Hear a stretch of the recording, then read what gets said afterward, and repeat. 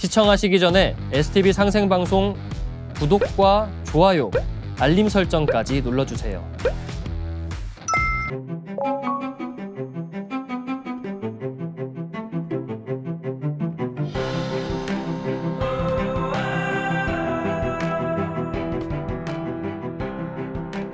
시청자 여러분 안녕하십니까? 현대문명의 대전환 강의를 맡은 김기범입니다.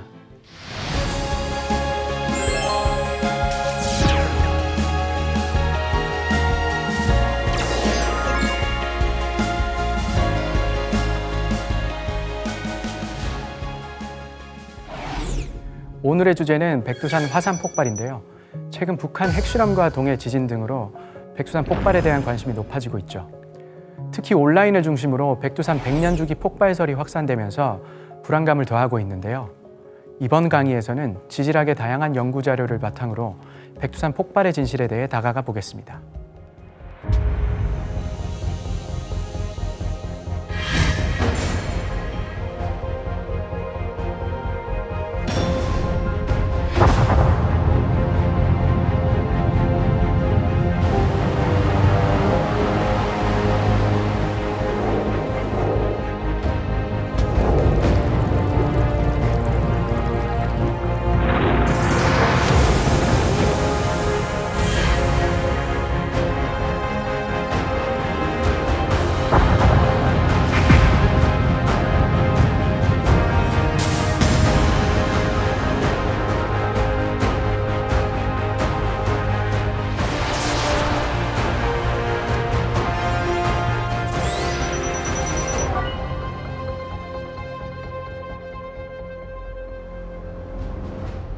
네, 작년부터 백두산이 100년 주기로 폭발을 한다.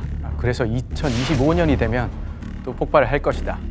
그리고 후지산이 곧 폭발하려고 하고 있고 만약에 폭발을 하게 되면 이재민이 2,700만 명 이상 발생할 수 있다. 이런 이야기들이 흘러나오면서 우리 국민들이 굉장히 불안한 마음을 느끼고 있습니다. 이 부분에 대해서 어디까지가 팩트고 어디까지가 허구인지에 대해서 오늘 좀 말씀드리는 자리를 가지고자 합니다. 우리가 백두산이나 후지산에 대해서 이야기를 하기 이전에 일단 화산이 왜 폭발하는가? 폭발한다, 화산이 폭발한다는 건 무슨 의미인가? 이거에 대해서 좀 같이 좀 고민을 해봤으면 좋겠습니다. 많은 분들이 뭐 영화라든지 다큐멘터리라든지 여러 가지 뭐 기사 등을 통해서 전 세계 곳곳에서 화산이 분화했다 이 소식을 전해 듣고 계실 거예요. 그리고 그렇게 접함으로 인해서 비록 우리나라에서는 지금 현재 화산이 분출하고 있는 곳이 없지만 화산 분출이다라는 것은 이런 것이다. 이런 이미지를 머릿속에 가지고 계신데요. 근데 그 이미지는 사람마다 좀 다를 겁니다. 그리고 폭발한다는 건 뭐지? 그러면 하와이나 아이슬란드에서 빨간 용암이 그냥 흘러나오는 거 그런 것도 폭발인가? 이런 의문을 가지고 계시는 분들도 많을 텐데요. 그 부분에 대해서 우리가 먼저 한번 짚어보도록 하죠. 사진에서 보시는 것처럼 많은 부분 우리 국민들이 이제 화산 분화에 대해서 어떤 이미지를 이야기해보라 하면 이런 걸 말씀하실 거예요. 빨간 용암이 꿀렁꿀렁 흘러나와서 이런 강처럼 막 흘러가는 걸 이야기하실 텐데요. 자, 화산은 이렇게도 분화할 수 있지만 다른 그림에서 보시는 것처럼 저기 핵폭탄이 마치 터진 것처럼 거대한 구름으로 된 기둥이 만들어지고 버섯 모양의 구름이 쫙 퍼져나가는 이런 형태의 분화, 이 역시 화산 분화를 통해서 만들어질 수가 있습니다. 이 모든 시나리오는 화산 하나에서 다 가능하고요. 이것은 이제 화산이 가진 양면성이라고 볼 수가 있겠습니다. 그렇다면 이런 질문을 할 수 있겠죠. 어떤 경우에는 이런 용암이 분출을 하고 어떤 경우에는 이런 핵폭탄 터지는 이런 분화가 일어날 수 있을까?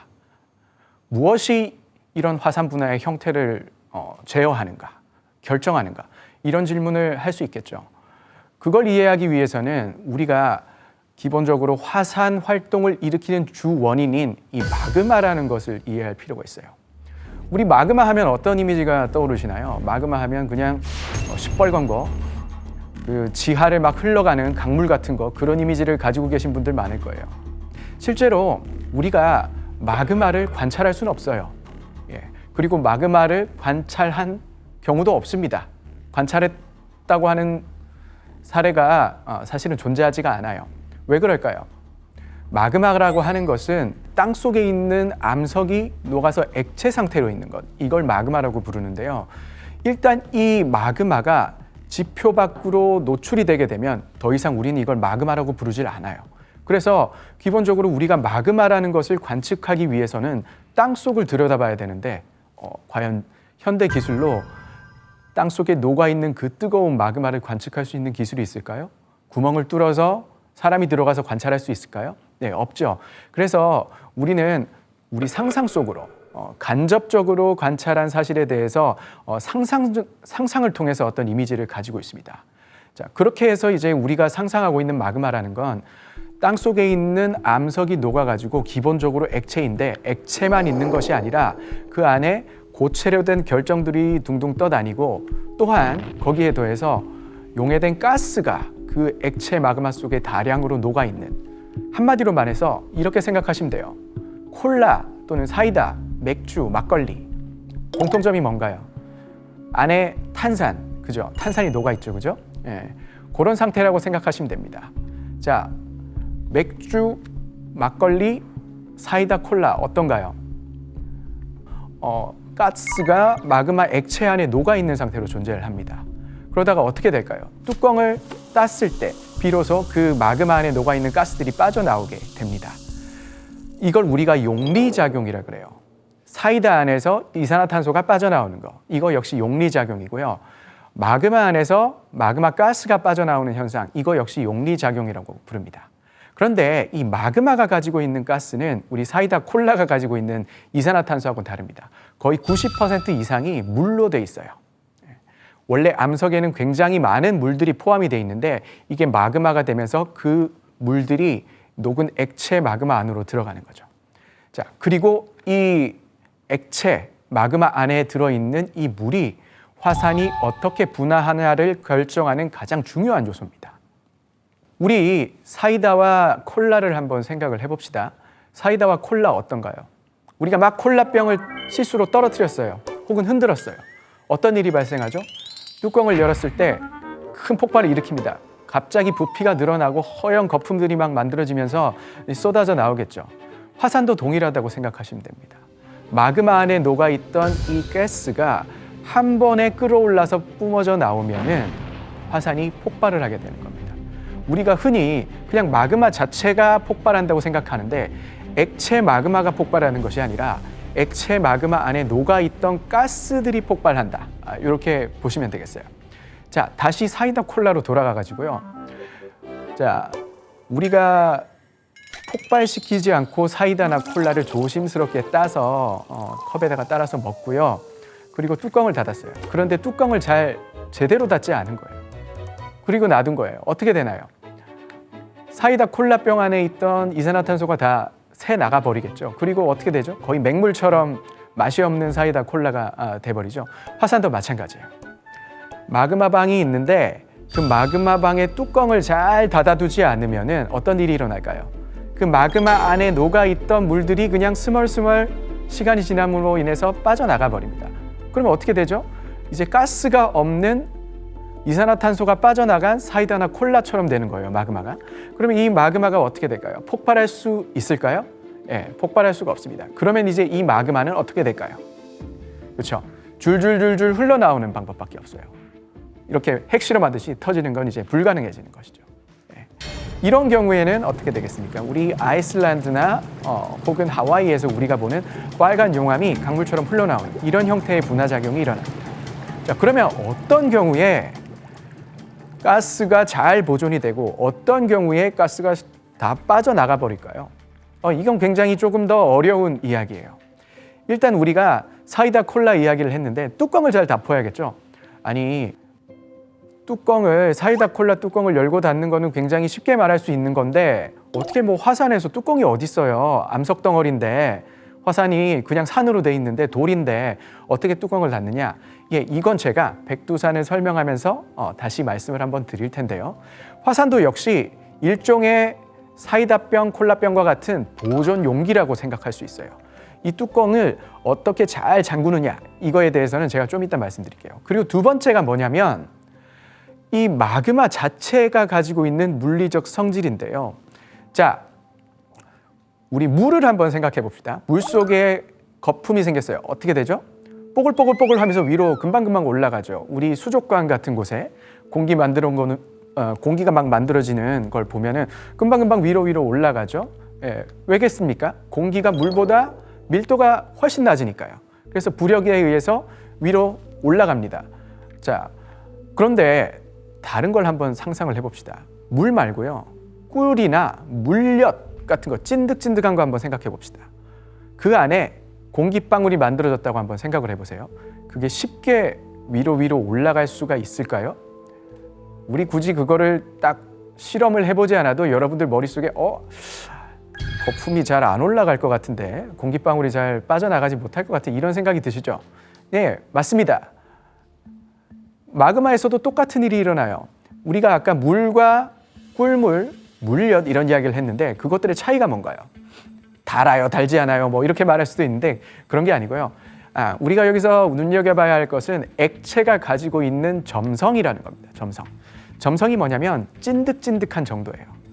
찐득찐득할수록 그 액체는 잘 움직이지가 않습니다. 잘 흐르지가 않아요. 그리고 액체 안에 어떤 물질이 있을 때 가라앉기도 쉽지 않고 그 안에 있는 거품도 빠져나가기도 쉽지가 않습니다.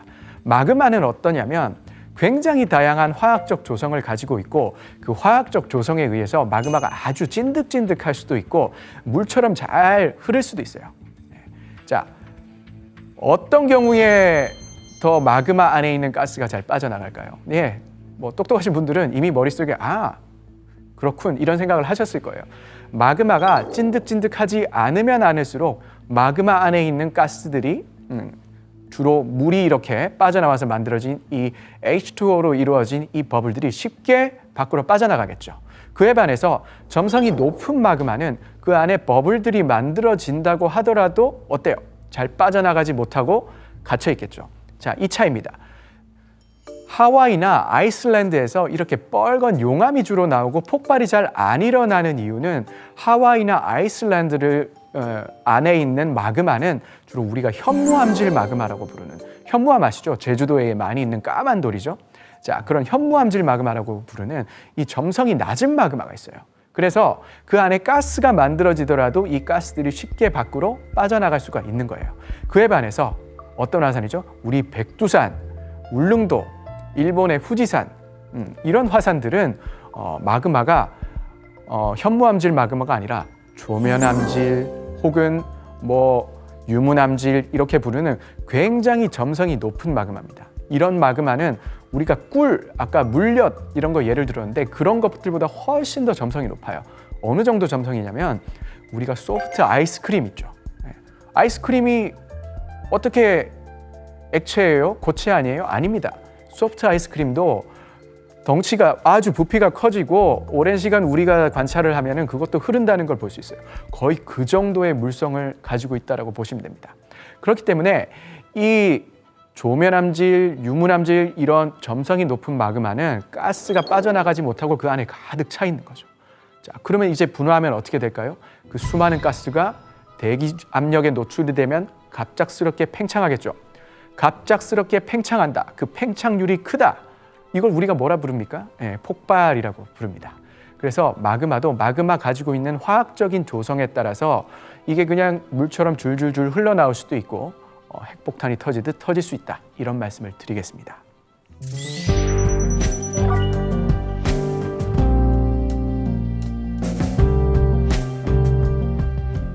그러면 우리 백두산은 도대체 어떤 종류의 마그마를 가지고 있는 어떤 형태의 화산일까? 이거에 대해서 알아야겠죠.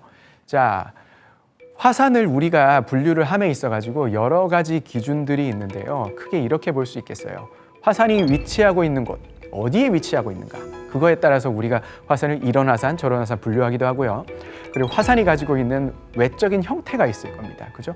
뭐 높다 낮다부터 해가지고 경사가 심하다 뭐 이런 것도 다 포함이 됩니다. 그리고 제가 조금 전에 말씀드렸다시피 그 화산에 공급되는 마그마의 성분이 어떤가? 점성이 높은가 낮은가? 그죠? 이것도 굉장히 중요합니다. 그리고 이 화산은 어떤 형태로 분화하는가? 그죠? 마그마가 줄줄줄 흘러나오는 용암 형태로 흘러나오는가, 아니면은 대폭발하는가, 아니면 물과 만나서 한번 폭발하고 끝나는가, 뭐 여러 가지 형태가 있을 겁니다. 이런 거에 따라서 화산을 분류를 하는데요. 우리 백두산은 자, 우리 흔히 여러분들이 이제 알고 계시죠? 이 브레골이라고 부르는 우리 태평양을 둘러서 삥 둘러가지고 화산과 지진 활동이 매우 활발한 요것을 이제 우리가 판의 경계부라고 말을 합니다. 우리 태평양을 구성하고 있는 이 해양 지각이 일본과 우리나라가 있는 이런 대륙 지각 아래로 이게 미끌려져 내려가는 현상인데, 이걸 우리가 지질학 용어로 섭입작용이라고 말을 합니다. 이 섭입작용이 일어나고 있습니다. 태평양을 삥 둘러가지고 그곳에서 그리고 그렇게 섭입작용이 일어나고 있는 곳을 섭입대라고 부르는데, 자, 우리 백두산의 위치 어떤가요? 자, 이 그림에서 빨간색으로 선으로 표시된 것이 바로 이 섭입대를 표시하는 겁니다. 자, 일본은 섭입대에서 아주 가깝죠. 그런데 우리 백두산 어떤가요? 우리 제주도, 우리 울릉도 어떤가요? 꽤 많은 거리 떨어져 있죠. 그래서 우리 울릉도, 백두산, 제주도 이런 화산들은 판 경계에 위치하는, 일본에 많죠, 그죠? 이런 판 경계에 위치하는 화산이라고 분류하지 않고요. 판 내부에 있는 화산이다. 이렇게 말을 하고 있습니다. 그리고 형태에 따라서 자, 여러 가지로 화산들을 분류하고 그 기준은 매우 복잡한데요. 제주도에 가보셨죠? 제주도에 가보시면 어떤 것들이 있습니까? 우리 오름이라는 거 들어보셨죠? 제주도에는 오름이라고 부르는 이 소규모의 화산들이 100개가 넘게 있습니다. 거의 200개 가까운 오름들이 존재하는데요. 제주도에 있는 오름들은 하나하나가 개별 화산이라고 볼 수 있고요. 이 화산들은 오랜 시간 동안 반복적인 분화를 통해서 만들어지는 게 아니라 한 번 꽝 하고 폭발을 한다거나, 한 번 용암이 흘러나온다거나, 한 번 뭐 화산재가 우수수 떨어진다거나, 이런 한 번의 이벤트, 한 번 또는 두 번, 세 번, 똑같은 말인데요.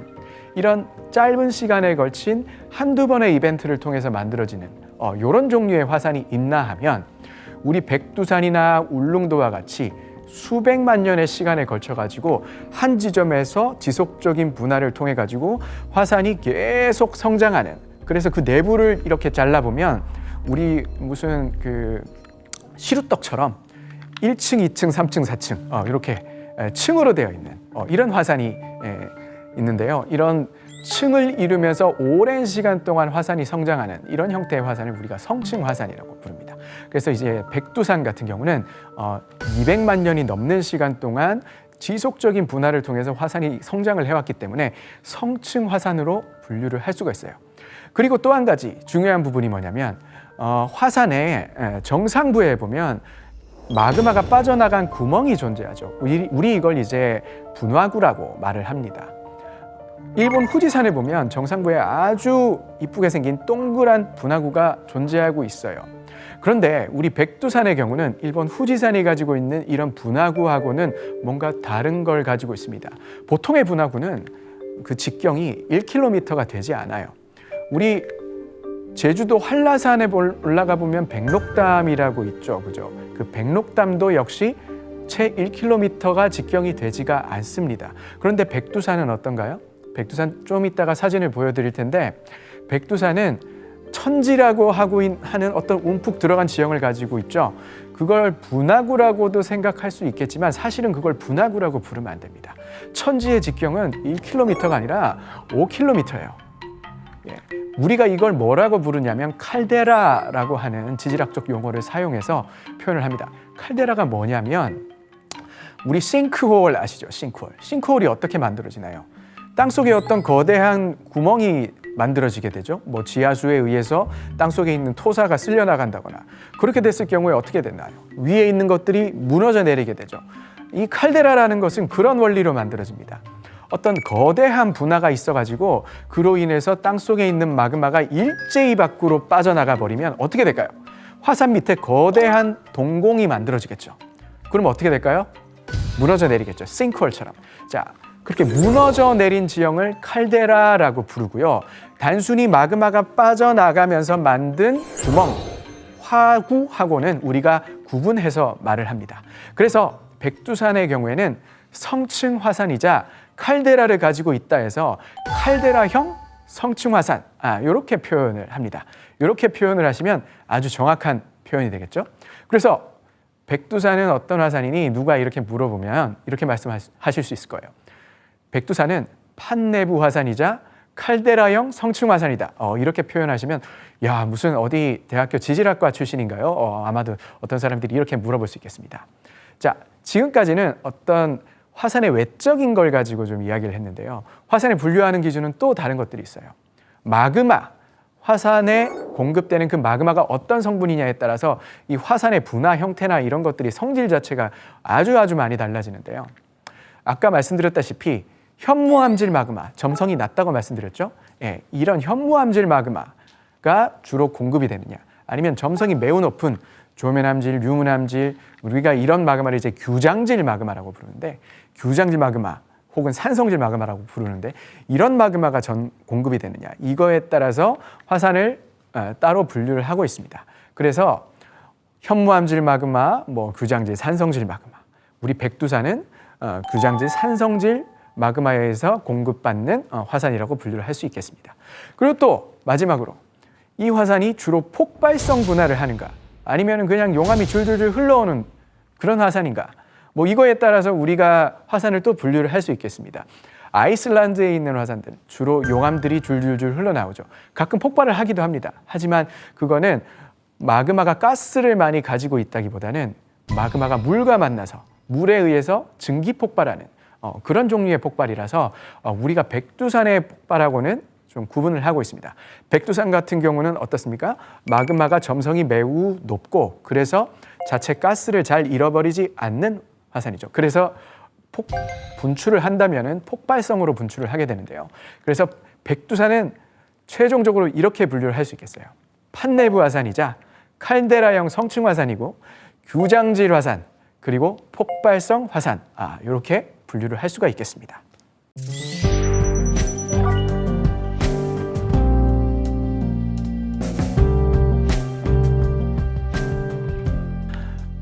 그렇다면 우리가 백두산을 공포의 대상으로 여기고 있는 이유이기도 한 서기 946년에 발생했던 이름까지 지어져 있어요. 보통 어떤 화산 분화에 몇 년도 분화가 단순히 그냥 그 화산 폭발이 일어났던 연도만에 붙이는데, 정말 분화 규모가 컸다거나 이런 경우에는 분화 자체에 이름을 붙이는 경우도 있습니다. 우리 백두산에서 일어났던 서기 946년 분화에는 백두산 천년 대분화, 영어로는 Millennium Eruption이라는 이름이 붙어 있는데, 이 분화 양상이 어떠했는가에 대해서 좀 살펴보도록 하죠. 우리가 폭발성 분화를 분류를 하는 데 있어가지고 규모라는 걸 씁니다. 우리 지진에도 규모가 있죠. 예, 그래가지고 이번에 노또반도 지진이 발생했는데 지진 규모가 7.5였다. 이런 말. 그리고 우리 2017년에 포항에서 지진이 발생했을 때 지진 규모가 5.4였다. 이런 말을 사용하죠. 지진에서는 규모를 이야기할 때 그 지진을 만들어내기 위해서 미끌린 단층, 그죠? 단층이 미끌림으로 인해서 지진이 발생하는데, 그때 방출됐던 에너지의 양이 얼마냐를 가지고 그 규모를 산정을 합니다. 그런데 화산은 이제 에너지로 산출하기가 그렇게 쉽지가 않아요. 굉장히 다양한 어떤 분화 형태가 존재하고 그 에너지를 측정하는 것 자체가 매우 쉽지 않기 때문이에요. 그래서 화산 같은 경우는 어떻게 하느냐? 한번 분화가 일어났을 때 얼마나 많은 양의 있던 땅속 마그마가 빠져나오는가, 이걸 가지고 화산의 분화 규모를 측정을 합니다. 어떻게 얼마만큼의 마그마가 나왔는지 그걸 어떻게 알 수 있죠? 네, 그거는 알 수 있습니다. 용암의 양이 한 번 분출했을 때 얼마만큼 흘러나왔는가, 그거 두께를 잴 수 있고 그 용암이 분포하고 있는 면적을 알 수 있겠죠. 그리고 화산재가 분출했을 때 분화구로부터 얼마만큼의 거리를 이동하면 화산재가 얼마나 얇아지고, 이런 것들을 우리가 측정을 할 수 있죠. 그런 걸 측정하는 사람들이 우리 지질학자들인데요. 예, 자, 그런 걸 통해서 이것들이 마그마로 있을 당시의 부피가 얼마였을까, 이거를 역산을 해낼 수가 있습니다. 그리고 그걸 가지고 규모를 유출을 하는데요. 자, 이걸 우리가 영어로는 Volcanic Explosivity Index라고 말하고, 우리 한국말로는 화산 폭발 지수라고 부릅니다. 그리고 이 폭발 지수는 0에서부터 8 정도까지 있고요. 1이 증가할 때마다 마그마의 부피가 약 100배 증가한다. 이렇게 보시면 되겠어요. 우리 백두산 946년 천년 대분화에서는 얼마만큼의 마그마가 분출을 했냐면 약 100입방킬로미터. 잘 머릿속으로 상상이 안 가시죠? 우리가 100입방킬로미터짜리 주사위를 만들었다. 한번 상상을 해보시죠. 자, X축, Y축, Z축이 있겠죠? 주사위에는. X축, Y축, Z축이 약 5km 정도 되는 주사위. 어마어마한 크기죠. 그 정도의 덩치의 마그마가 땅속에 있다가 백두산 946년 분화 당시에 한 번에 빠져나가 버렸다. 어마어마하죠. 5km, 5km, 5km에 달하는 그만큼의 부피가 땅속에서 갑자기 사라지다 보니까 어떻게 될까요? 무너져 내리죠. 그래서 직경 약 5km의 천지라고 부르는 대형 칼데라가 백두산 꼭대기에는 만들어지게 된 것이죠. 자, 이렇게 생각하실 수 있을 겁니다. 칼데라라는 거는 붕괴 지형이니까 붕괴되기 전에는 백두산이 훨씬 더 높았겠네요. 맞습니다. 백두산의 지금 높이가 약 2,750m인데요. 분화 전에는 거의 4,000m 정도에 달했을 수도 있습니다. 자, 우리가 백두산 946년에 있었던 천년대분화에 대한 이야기를 했는데요. 자, 최근에 대두되고 있는 그렇다면 백년 주기설, 이건 무슨 말인가요? 이게 천년대분화가 그런 규모의 분화가 100년마다 한 번씩 일어난다는가요? 그리고 그렇다면은 우리가 지금 이러고 있어서는 안 되는 거 아닌가요? 자, 이런 부분에 대해서 이 팩트를 한번 점검을 해보도록 합시다. 자, 백두산 946년에 일어났던 천년대분화는 Volcanic Explosivity Index로 거의 7 정도가 추산이 됩니다. 이거는 얼마나 큰 분화라고 말씀을 드릴 수 있냐면 2022년도에 남반구에 있는 통가에서 화산 폭발이 있었습니다. 어마어마하게 큰 폭발이었죠. 그렇죠? 만들어진 화산재가 성층권에 도달하고 어마어마한 화산재가 방출이 됐습니다. Volcanic Explosivity Index로 따졌을 때 그 2022년도 통가 대분화의 화산재 분출량은 Volcanic Explosivity Index 5에 해당. 제가 방금 백두산의 경우는 7이라고 그랬는데 인덱스 2단계를 건너뛰죠. 하나 올라갈 때마다 100배라고 말씀을 드렸죠. 자, 이거를 추산을 해보면 우리 946년에 있었던 백두산 천년대분화는 우리 2년 전에 있었던 통가대분화에 비해서 약 10,000배가량의 마그마가 한 번에 분출이 됐다 생각을 할 수 있습니다. 상상이 잘 안 되시죠? 통가대분화도 그렇게 컸는데 천년대분화는 도대체 얼마나 컸던 건가? 네, 우리가 아마 상상할 수 없는 걸 겁니다. 우리가 인류가 사실 역사 기록으로 이렇게 보존하고 있는 분화는 지금 몇 개가 되지 않는데요. 그리고 역사에 남아있는 이런 분화 중에 두 번째로 강력했던 분화입니다. 첫 번째 분화는 인도네시아 탐보라 화산에서 1800년대 초에 발생했던 분화가 있었는데요. 그게 유일하게 백두산 천년대분화보다 컸던 분화라고 할 수 있습니다. 탐보라 산에서 있었던 분화는 1800년대 초에 있었기 때문에 비교적 그 기록이 잘 남아 있었습니다.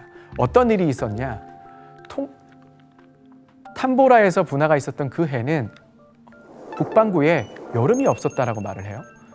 화산재가 얼마나 많이 분출이 됐는지 북반구 대기권 전체를 덮어가지고 태양에서 오는 태양광을 차단해가지고 지구 온도가 내려가게 됩니다. 그래서 수많은 사람들이 농사가 안 되니까 결국은 기아에 시달리다가 죽게 되죠. 그런 일이 발생할 정도로 그에 준하는 정도로 우리 946년 백두산 천년대분화는 강력했다는 겁니다. 그런데 지금 세간에는 이 백두산 천년대분화와 백두산 백년 주기설이 섞여가지고 이게 백두산에서 100년에 한 번씩 이렇게 강력한 폭발성 분화가 일어날 수 있다. 이런 식으로 이야기가 와전이 돼가지고 사람들이 공포감을 가지고 있는데요. 이거는 사실은 우리가 굉장히 좀 정교하게 좀 생각을 해봐야 되는 분화예요. 백두산 100년 분화 주기설, 이거 사실 틀렸다고 할 수 있는 말이 아닙니다. 그리고 굉장히 어떤 뭐라 그럴까요? 공인성이 있는 데이터라고 말할 수 있습니다. 스미소니언 협회, 여러분 많이 들어보셨을 겁니다. 스미소니언 박물관 들어보셨죠? 미국 의회에서 설치해서 미국 시민들의 어떤 지식의 증진을 위해서 설치한 어떤 국가 출연 단체라고 보실 수가 있어요. 이 스미소니언 협회의 데이터베이스에 보면 글로벌 볼케니즘 프로그램이라고 하는 것이 있습니다. 이게 뭐냐면 전 세계 유명 화산들에 대해서 그 화산들의 어떤 과거 분화 이력들을 데이터베이스화 해놓은 거예요. 우리 백두산은 굉장히 역사 기록으로 큰 분화가 있었다는 이름이 있는 화산이기 때문에 우리 백두산의 분화 이력 역시 스미소니언 데이터베이스에 잘 트레이스가 되어 있습니다. 거기에 보면은 1413년, 1597년, 1668년, 1702년, 1898년, 그리고 1903년에 분화가 각각 백두산에서 있었다. 이렇게 기록이 되어 있어요. 주기를 볼까요? 어떤가요? 거의 평균적으로 100년 주기가 나옵니다. 그래서 여기서 나온 말이 바로 백두산 100년 분화 주기설이에요. 그런데 우리가 여기서 반드시 짚고 넘어가야 되는 부분이 이 각각에 있었던 분화들이 다 946년에 있었던 그런 대폭발성 분화가 아니라는 거예요. 자, 스미소니언 협회에서 이렇게 보여주고 있는 이 데이터 한번 볼까요? 근거가 뭘까요? 사람들이 관측을 했을까요? 1413년, 1597년, 1668년 우리나라 조선시대 혹은 더 이전의 어떤 기록들입니다. 이것들이 과연 그때 당시의 지질학자들이 지질학적인 지식을 바탕으로 기록을 했을까요? 그렇지 않겠죠. 네. 주로 조선왕조실록이라든지 중국 쪽에 있는 고문헌이라든지 자, 우리 역사서에 나와 있는 기록들입니다. 이것들을 가지고 그때 당시의 증언만을 가지고 이것은 화산 폭발이었을 것 같아 이렇게 분류를 해놓은 거예요. 자, 어땠을까요? 역사 기록을 보면 이런 식입니다. 백두산 쪽 방향에서 우레와 같은 소리가 들리고 밤하늘이 붉게 문들고 하늘에서 재가 쏟아져 내리고 그렇죠. 뭔가 평소에 있을 수 없는 아주 특이한 현상인 거죠. 이런 것들이 발견이 되면 그 고을에 있는 사람들이 기록을 작성해서 어떻게 할까요? 한양으로 이런 일이 있었다. 보고를 올려보내면은 한양에서 이런 것들을 이제 탁 기록에 남기는 거죠. 자, 1413년, 1597년, 1668년, 1702년, 1898년, 1903년 분화 중에 오로지 3개만 확실히 백두산 화산 폭발에 의한 기록이다 라고 분류를 한 거죠. 그래서 엄밀히 따졌을 때 백두산 100년 주기설은 맞지가 않고요. 100년보다 좀 더 긴 주기를 가지고 최근에 끊임없이 분화하고 있다. 이렇게 보시면 되겠습니다. 하지만 이게 그렇다고 해서 백두산의 분화가 주기가 굉장히 길다. 이렇게 말씀을 드릴 수는 없어요. 200년에 한 번 분화할 수 있다. 300년에 분화 한 번 할 수 있다. 100년에 분화할 수 있다. 다 똑같은 말입니다. 지질학적으로는. 그리고 어제 분화하고 오늘 또 분화할 수 있냐 없냐. 100년 지나야 분화할 수 있다? 이런 거는 지질학적으로 논리가 성립되지 않습니다. 어제 분화했더라도 오늘 당장 또 분화할 수 있는 것이 어떤 지질학적인 분화 사이클이라고 볼 수가 있습니다. 그래서 이런 말도 있죠. 2025년에 백두산이 분화할 것이다. 사실 틀렸다고 말할 수 없어요. 예언에 가까운 말이죠. 우리 예상, 예측, 과학적 예측이라고 말할 수는 없고 예언이라고 할 수 있는데 물론 2025년에 분화할 수 있습니다. 제가 지금 여러분께 말씀을 드리고 있는 지금 당장도 백두산은 분화할 가능성이 있고요. 그러면 왜 백두산이 분화했는지에 대해서 이유가 뭔가 이거에 대해서 지질학자들은 그 이유에 대해서 설명할 준비가 다 돼 있습니다. 자, 우리가 100년 주기설에 대해서 허화실에 대해서 이야기를 좀 해봤는데요. 자, 그렇다면 정말 100년 주기설에 따라 혹은 200년, 300년 주기설에 따라 백두산이 그러면 이제 그런 폭발할 준비가 된 거 아닌가? 이건 또 우리가 다른 이야기를 좀 해봐야 됩니다. 자, 제가 말씀드렸는데, 자, 지난 기록들에 따르면 백두산은 폭발을 한 100년, 200년 주기로 하기는 했지만 그 폭발이 천년대분화와 같은 그런 분화작용은 아니었다. 결론부터 말씀드리자면 이렇게 말을 할 수가 있겠습니다. 백두산의 분화 946년 분화는 어땠냐면요. 우리가 화산학자들은 플리니식 분화, 영어로는 플리니언 분화 이렇게 부릅니다. 어떤 형태의 분화냐면요. 제가 처음에 소개를 해드렸습니다. 뭔가 핵실험을 했을 때 만들어지는 버섯구름 같은 게 만들어지는 분화. 이걸 이제 우리가 플리니식 분화라고 하는데요. 점성이 아주 높은 마그마로부터 대량의 가스가 만들어지게 되면요. 부피가 급격하게 팽창을 하면서 마그마가 어마어마하게 빠른 속도, 음속의 3배, 4배 이상이 된다라고 말을 합니다. 그런 어마어마하게 빠른 속도로 분화구를 탈출을 해요. 그리고 수직으로 쏘아 올려진 로켓처럼 하늘로 어마어마하게 빠른 속도로 올라가게 됩니다. 우리 미사일이나 우주 탐사선 쏠 때처럼 그죠? 네, 그렇게 하늘로 솟구치게 됩니다. 그러면서 커다란 기둥을 만들게 되는데요.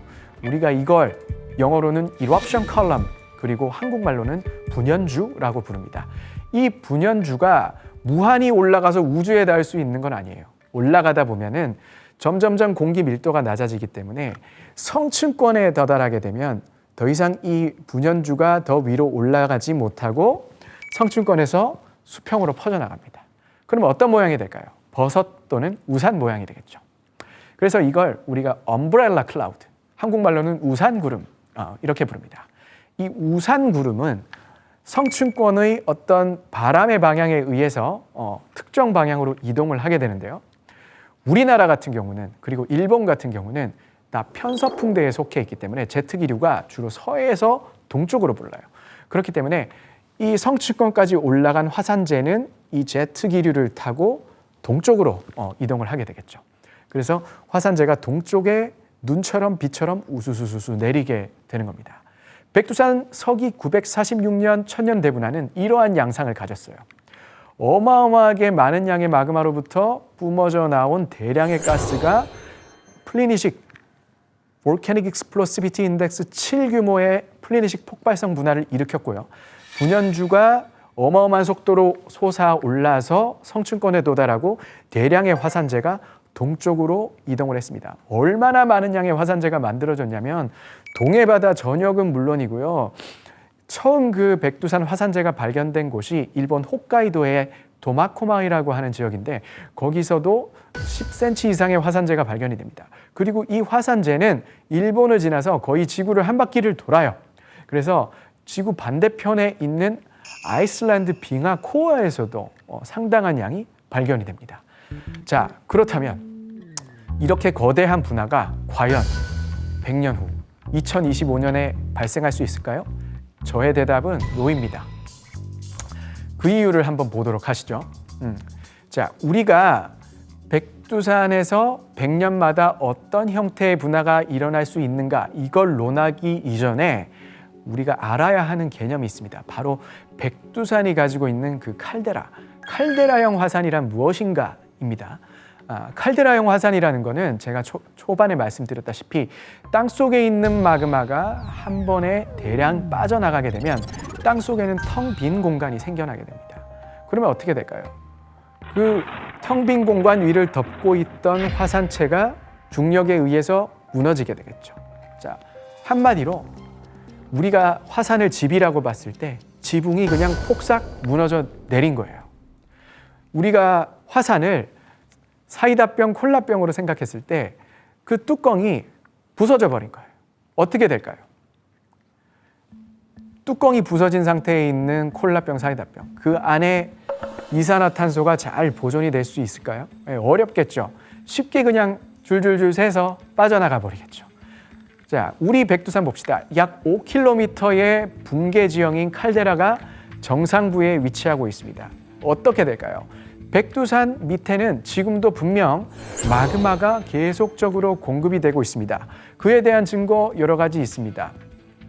백두산 아래 우리 자기 지전류 탐사라고 하는 영어로 MT 탐사라고 우리 주로 부르는데요. 그런 탐사 방법이 있어요. 지구 내부로 전류를 흘려가지고 땅속에 어떤 물질이 있는 걸 보는 탐사 방법인데요. 그거에 따르면 백두산 밑에는 뚜렷하게 구분이 되는 4개의 마그마 덩어리가 있다고 말을 합니다. 그 마그마 덩어리로부터 계속적으로 마그마가 백두산 밑으로 공급이 되고 있다는 거죠. 자, 그런데 어떤가요? 마그마는 공급이 되고 있는데 중요한 건 뭐죠? 그 마그마를 잘 담아둘 수 있는 그릇의 구조적 안정성이 되겠죠? 자, 어떻습니까? 약 1000년쯤 전에 백두산 천정이 와장창 무너져 내렸죠. 뚜껑이 온전하다고 할 수 없습니다. 어떻게 될까요? 백두산 내부에 있는 마그마는 가스를 쉽게 잃어버리는 환경이 만들어졌을 겁니다. 제가 그냥 단순히 칼데라라는 지식만으로 이런 이야기를 하고 있는 게 아닙니다. 전 세계에는 수많은 이런 백두산과 같은 이런 칼데라를 가지고 있는 화산이 있습니다. 오히려 백두산 칼데라는 전 세계에 있는 칼데라형 화산보다 그 칼데라 규모로 따지면 그렇게 크지는 않아요. 자, 그런 사례들을 지금 한번 보면은, 자, 여기는 미국 오레곤주에 있는 마운트 마자마라고 하는 칼데라를 가지고 있는 화산입니다.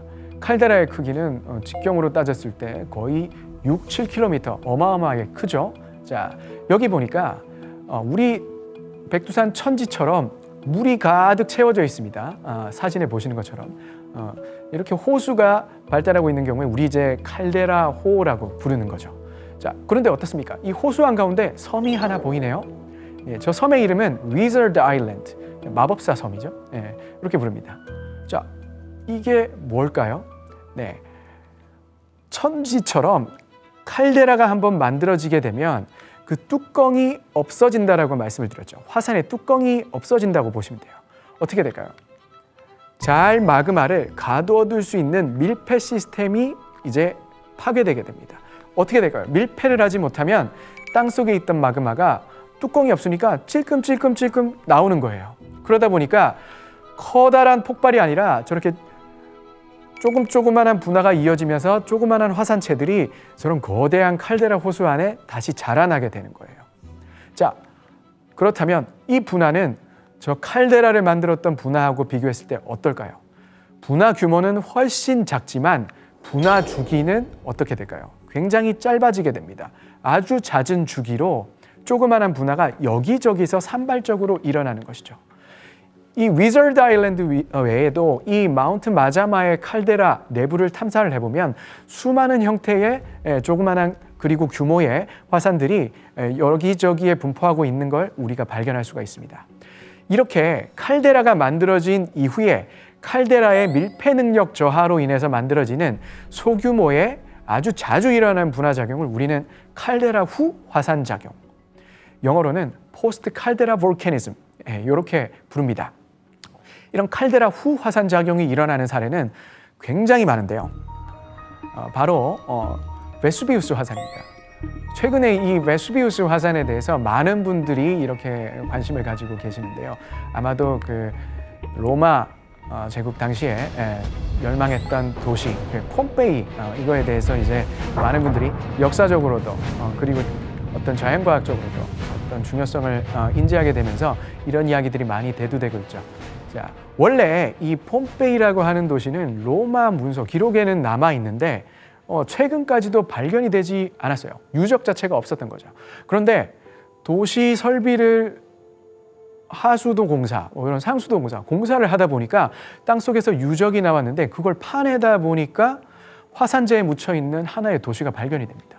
그리고 거기에 간판이 발견이 되죠. 폼페이라고. 그래서 이게 역사서에만 나오는 게 아니라 실존했던 도시구나. 이거를 알게 된 거예요. 자, 그래가지고 베수비우스 옆에 있는 화산이 폭발하면서 이 폼페이라는 화산이 이 화산재에 파묻히면서 사라졌구나. 예, 이걸 이제 알게 된 겁니다. 그런데 우리가 베수비우스 화산이 터지면서 폼페이가 사라졌다. 이거는 조금 잘못된 지식입니다. 자, 이태리 사람들 그리고 이제 화산에 대해서 잘 아는 사람들은 단순히 베수비우스 화산이라고 부르지 않고요. 소마 베수비우스 복합 화산체라고 부릅니다.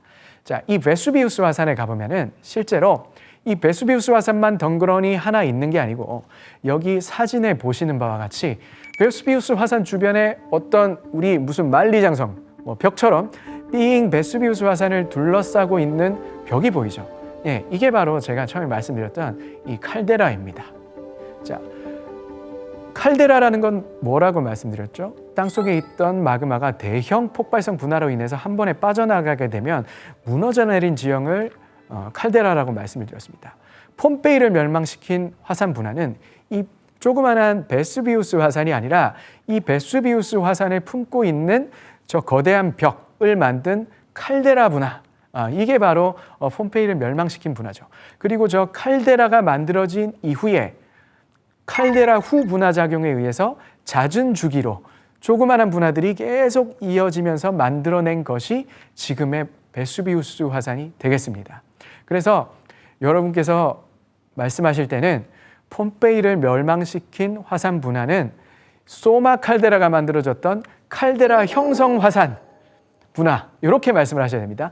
칼데라 포밍 이럽션에 의해서 만들어졌다고 말씀하셔야 되고, 그리고 저 베수비우스 화산, 우리가 지금 보고 있는 저 화산은 폼페이를 멸망시킨 화산이 아니라 폼페이를 멸망시킨 대규모의 화산 분화 이후에 만들어진 칼데라 후 화산 작용에 의해 만들어진 화산이 되겠다. 이렇게 말씀을 하시면 지질학적으로 정확하다라고 볼 수 있겠습니다.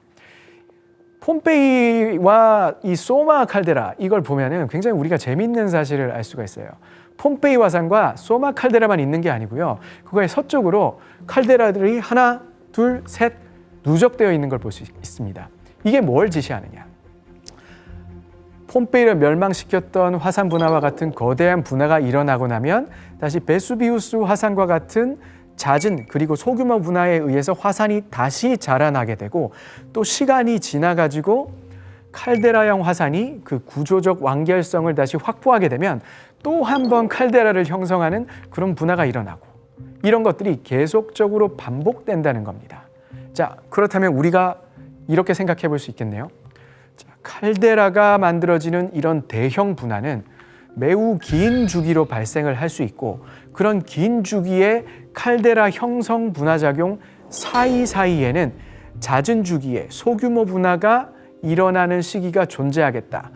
이렇게 우리가 알 수 있는 거죠. 이게 바로 소마 베수비우스 복합 화산체의 중요성입니다. 이런 것들에 대한 이해도를 증진시켜준 아주 중요한 사례가 되는 거죠. 이런 사례들은 미국에 있는 세인트 헬렌즈 화산, 여기서도 찾아볼 수가 있습니다. 이 세인트 헬렌즈 산은 1980년, 그렇죠, 우리가 다양한 기록으로 남길 수 있는 사진이라든지 영상 매체로 남길 수 있는 이런 기술들이 잘 발달됐던 비교적 최근에 발생했던 플리니식 화산 분화입니다. 이건 이제 그때 당시에 분화하는 모습이고요. 수직으로 상승하는 분연주가 만들어지고 하늘에는 엄브렐라 클라우드가 만들어졌습니다. 지금의 모습이에요. 어마어마한 거대한 규모의 어떤 칼데라가 만들어졌죠. 네, 칼데라가 만들어졌는데 어떻습니까? 그 칼데라 안에서 다시 그 1980년도 분화 같은 게 일어나는 게 아니죠. 그 안에 조그만한 화산이 하나 자라나고 있죠. 아까 위저드 아일랜드에서 보셨던 그런 형태의 화산이, 새끼 화산이 자라나고 있습니다. 이걸 우리가 뭐라고 분류할 수 있을까요? 네, 칼데라 후 화산 작용이라고 분류를 할 수 있을 겁니다.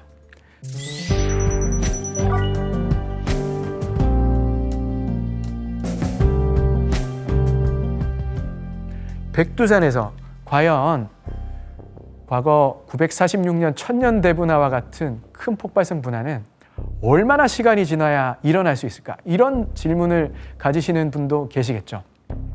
그거에 대한 답을 제가 드리자면 이렇게 말씀을 드릴 수 있겠습니다. 여기는 제가 백두산 꼭대기에, 천지변에 있는 백두산 꼭대기에 올라가서 찍은 사진이에요. 여기에 올라가면 백두산 천년 대분화 당시에 만들어진 화산재는 물론이고, 그 천년 대분화 전에 있었던 매우 큰 분화 역시 이 분화로 인해서 쌓인 화산재가 고스란히 보존이 돼 있어요. 이 백두산 천년 대분화에 의해서 만들어진 화산재를 이 그림에서 보시면은 이 꼭대기에 있는 화산재 표시가 돼 있죠? 예, 보입니다. 자, 두께가 한 5m 이상, 요 정도 두께, 한 10m 이상 이렇게 됩니다. 그런데 그 밑에 보니까 누리끼리한 색깔을 가지기도 하고, 그 아랫부분은 약간 회색깔을 가지고 있는데, 백두산 천년 대분화 당시 만들어진 화산재보다 훨씬 더 두꺼운 화산재층이 하나 보이실 겁니다. 이걸 우리가 천문봉 분화로 만들어진 화산재, 천문봉 화산재 이렇게 부르는데요. 자, 이게 뭐냐면 백두산 칼데라 벽면 주변에 높은 봉우리 중에 하나가 천문봉이라는 봉우리가 있어요.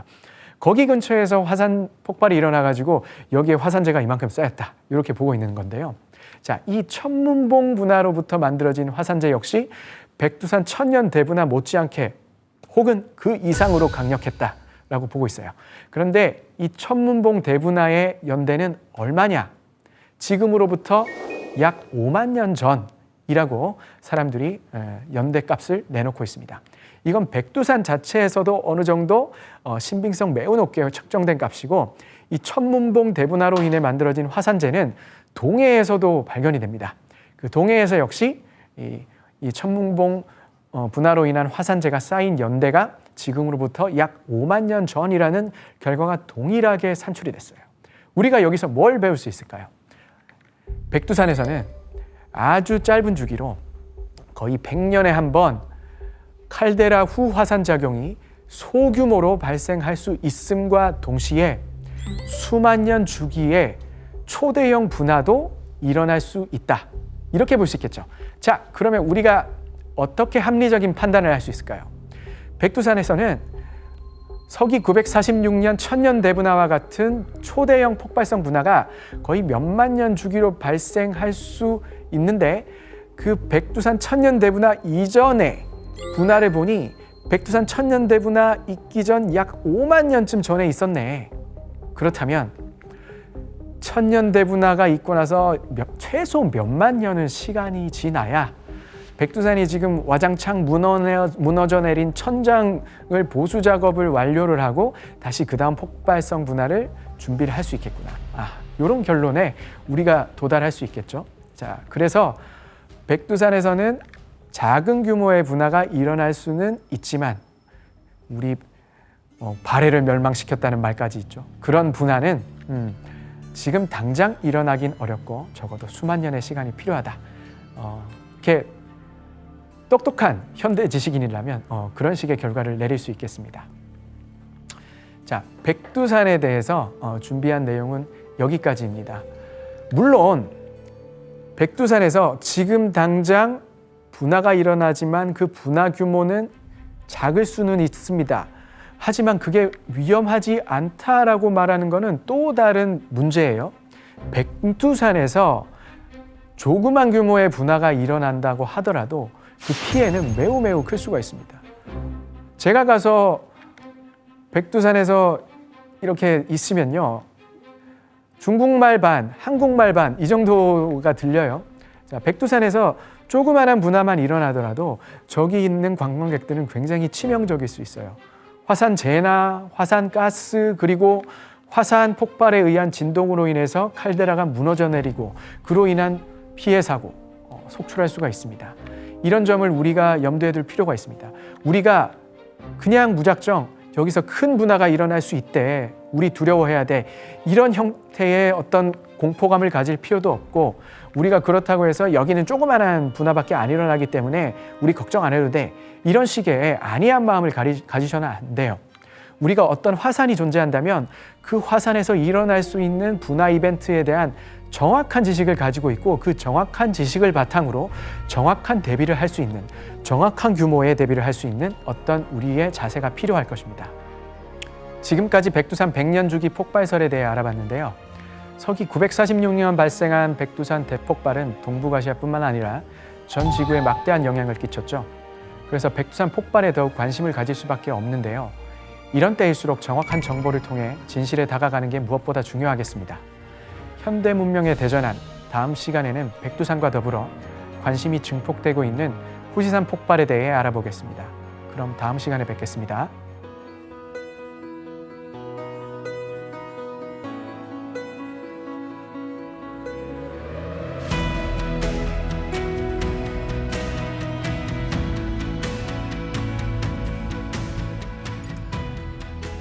So I'm listening for the weather to predict the coming day.